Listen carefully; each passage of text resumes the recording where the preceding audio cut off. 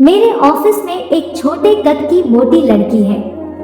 उसका कोई बॉयफ्रेंड नहीं था।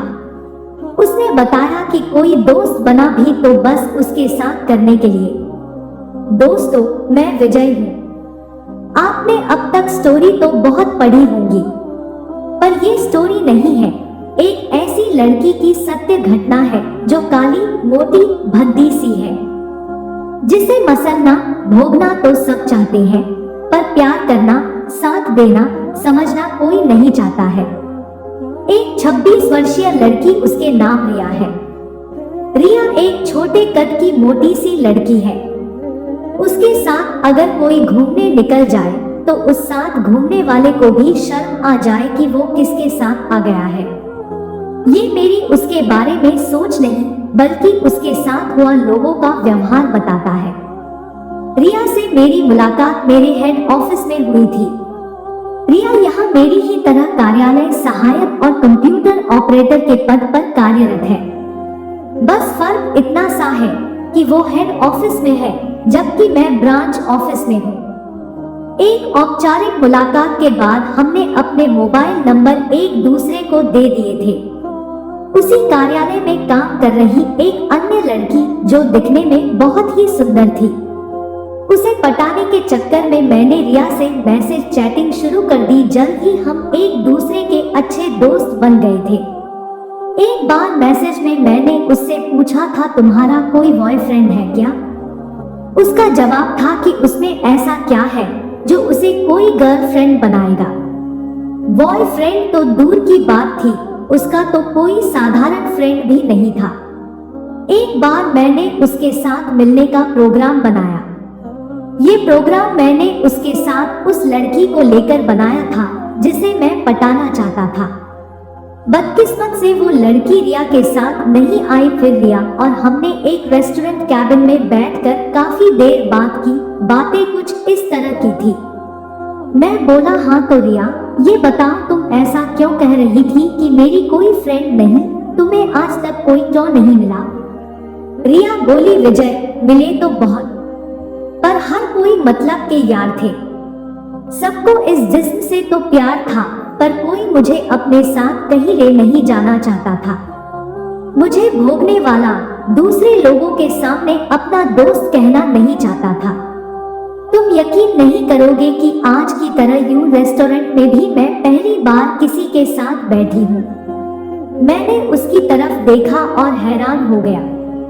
रिया बोली, मुझे पहला लड़का 11वीं क्लास में मिला था, जो अकेले में मुझसे बहुत ही मीठी मीठी बात करता था। मुझे लगा कि अन्य लड़कियों की तरह मुझे भी फ्रेंड मिल गया था। उसे जब भी मौका मिलता वो मेरे होंठ चूमता। मैं भी मस्त हो जाती, पर वो कभी अपने दोस्तों या मेरी सहेलियों के साथ होने पर मुझसे बात भी नहीं करता था। इस व्यवहार से मैं बहुत दुखी होती और मुझ में हीन भावना आने लगी। मैंने पूछा, फिर आगे और क्या हुआ? तो रिया बताया, फिर एक दिन वो अपना मकसद पूरा करने के लिए मुझे अपने घर ले गया। उसके घर कोई नहीं था। वो कमरे में ले जाते ही मुझे जानवरों की तरह नोचने लगा, मेरे होठों को काटने लगा। उसकी इस तरह की हरकतों से मैं भी उत्तेजित होकर उसका साथ दे रही थी, पर उसके अंदर मुझे प्यार कहीं नजर नहीं आ रहा था।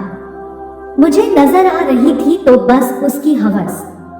मुझे हो रहे दर्द का उस पर कोई फर्क नहीं पड़ रहा था। मैं उसे सुनता रहा।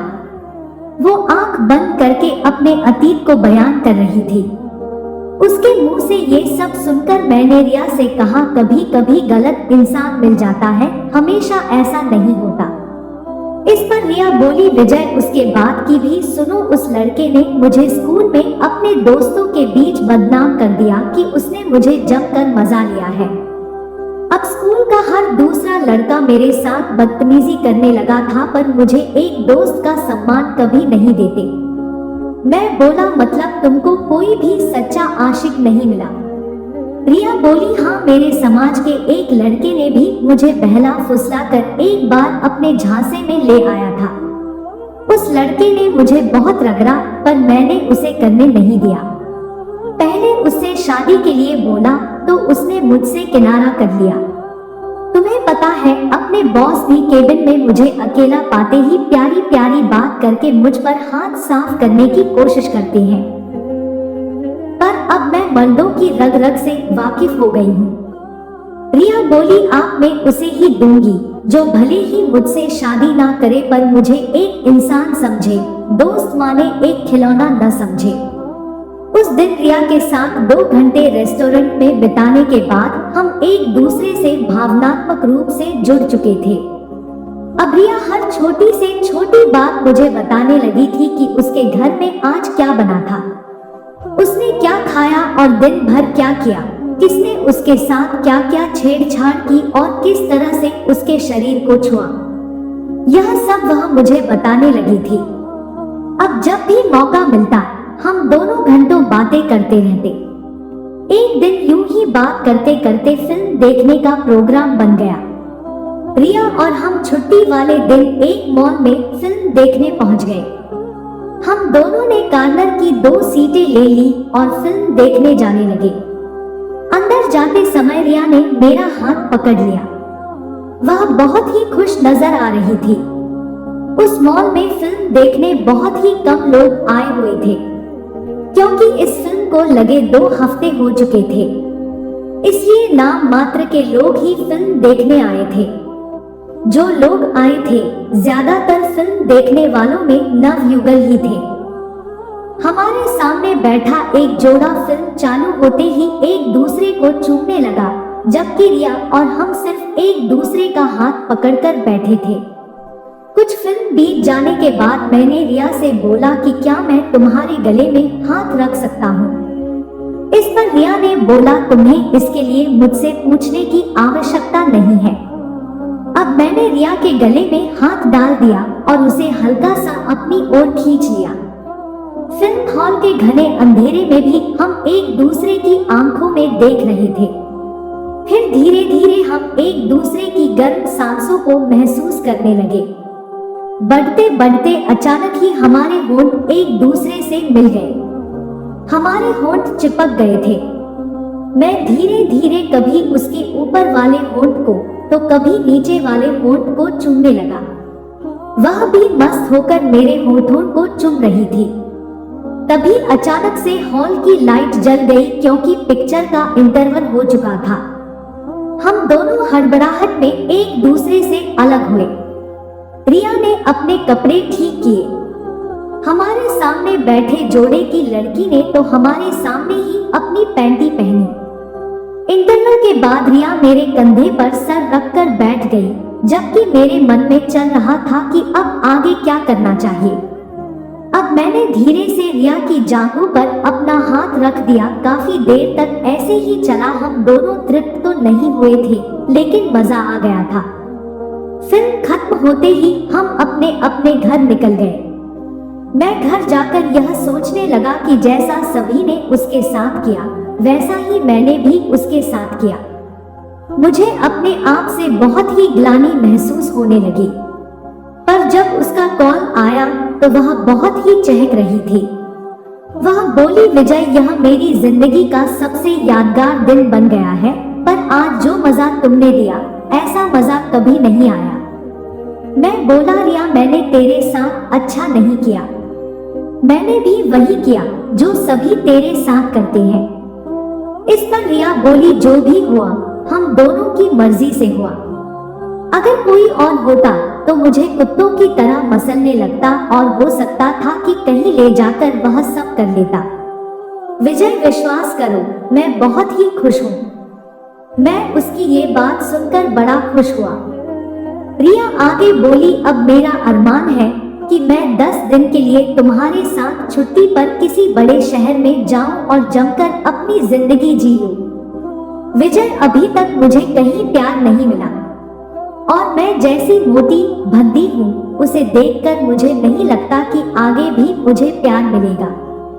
विजय, इन 10 दिनों में तुम चाहो तो मुझे अपनी फ्रेंड, गर्लफ्रेंड, रान या बीवी समझकर खूब एंजॉय कर सकते हो। इस ट्रिप के सारे पैसे भी मैं खर्च करने को तैयार हूँ। तुम्हें बस मुझे किसी बड़े शहर में ले जाना है और मेरे अरमान पूरे करने हैं। बदले में मुझे तुमसे कुछ नहीं चाहिए। मैंने उससे बोला, मैं सोचकर तुम्हें बताता हूँ। मैं फिर सोचने लगा, यही है हमारे समाज का नारी सम्मान। रिया भी चाहती थी कि उसे कोई प्यार करे, वह सब करे पर सम्मान के साथ करे। वो काली मोटी भद्दी होने के कारण प्यार से वंचित थी। मेरे साथ दोस्ती होने से उसे आस बंधी कि मैं उसकी तृप्ति का साधन बन जाऊंगा। मैंने बहुत सोचा विचार किया और रिया को भी समझाया कि मैं इस रिश्ते को किसी अंजाम तक नहीं पहुंचा पाऊंगा तो हमारा यूं घूमने जाना और 10 रात 10 दिन साथ गुजारना गलत है। इस पर रिया बोली, विजय, मैं अपने रूप रंग मोटापे को 10 दिन के लिए भूलकर पूरी तरह से एंजॉय करना चाहती हूँ, क्योंकि ये तुम ही हो जो मुझे हीन भावना से नहीं देखते हो। उसके ना मानने पर यह तय हुआ कि गोवा जाया जाए। वहाँ मेरे एक मित्र का एक हाउसिंग सोसाइटी में 2 कमरे का मकान भी खाली पड़ा था, जो मेरा देखा हुआ भी था। रिया के साथ वहीं रुकना भी तय हो गया। मैं 10 दिन की छुट्टी लेकर अपने घर पर ऑफिस टूर का बोल कर आ गया। हम दोनों सुबह वाली ट्रेन से गोवा के लिए रवाना हो गए। रास्ते भर ऑफिस की और अन्य दूसरी नॉर्मल बातें ही होती रही। गोवा पहुंचकर टैक्सी करके हम दोनों रूम पर पहुंच गए। सफर की थकान उतारने के लिए रिया नहाने चली गई और मैं पास के ही होटल से खाना चाय लेने चला गया। दिसंबर का महीना था तो रिया नहाने के बाद ठंड के कारण हल्की सी सुरसुरा रही थी। जब मैं घर में आकर चाय गर्म करने लगा तो वो कहने लगी, विजय, मुझे चाय की नहीं तुम्हारी गर्मी चाहिए, मेरे करीब आओ ना। मैं बोला, रिया, इतनी जल्दी क्या है, खाना खाकर बाजार चलते हैं, मार्केट में कुछ खरीदारी करेंगे, इसके बाद इन 10 दिनों में हम धीरे धीरे आगे बढ़ते हैं।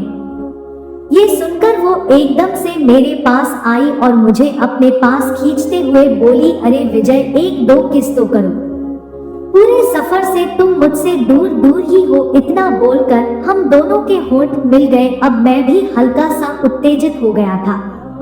मैं उसे अभी गर्म करना नहीं चाहता था। कुछ देर बाद हम तैयार होकर बाजार गए। फिर उस दिन हम दोनों एक साथ बहुत घूमे। फिर शाम होते होते हमने एक होटल में डिनर किया और फिर हम रूम पर पहुंच गए। रूम पर जाकर सफर और दिन भर की थकान के कारण हम बेड पर लेट गए। रिया ने एक प्रेमिका की तरह अपना मुंह और हाथ मेरे सीने पर रख लिए। कुछ देर बाद मेरे अंदर का पुरुष जागने लगा और मैंने उसकी पीठ पर हाथ फेरना शुरू कर दिया। रिया चुप थी, पर उसके शरीर में हो रहे कंपन से साफ पता चल रहा था कि वह उत्तेजित हो रही है। मैं रिया से बोला, एक काम करो, हम मार्केट से जो नाइट गाउन और अंडरगारमेंट का सेट लाए हैं वो पहन कर आ जाओ। रिया कुछ ही समय में पिंक कलर का गाउन पहन कर आ गई। उसने हल्की सी लिपस्टिक भी लगा रखी थी और परफ्यूम भी लगाया हुआ था, जिससे पूरा रूम महक रहा था। रिया को मैंने अपने पास लेटा कर बाहों में ले लिया। हमारे होठों को मिलने में समय नहीं लगा और एक लंबा किस शुरू हो गया। मैं किस के साथ साथ कमर, पीठ पे अपने हाथ भी चला रहा था। इससे रिया की आंखें बंद हो गई और उसने एक मस्त सिसकारी भरी। अब मैं पागलों की तरह उसको करने लगा, बीच बीच में हल्का सा काट भी लेता। रिया हाथ पैर पटक रही थी। वो बीच बीच में मेरे होठों चूमने लगती। मेरे अंदर का जानवर जागने लगा था। मैं उसकी जांघों पर किस करने लगा। वो हर पल का मजा ले रही थी। उसकी आंखें बंद हो चुकी थी। हम दोनों ने कसकर एक दूसरे को पकड़ लिया था और लंबी लंबी सांसें लेने लगे थे। सफर और दिन भर की थकान के कारण हम दोनों यूं ही चिपक कर बिना कपड़ों के सो गए। रिया के संग इन 10 दिनों में भरपूर मजा हुआ। तो दोस्तों, यह थी कहानी।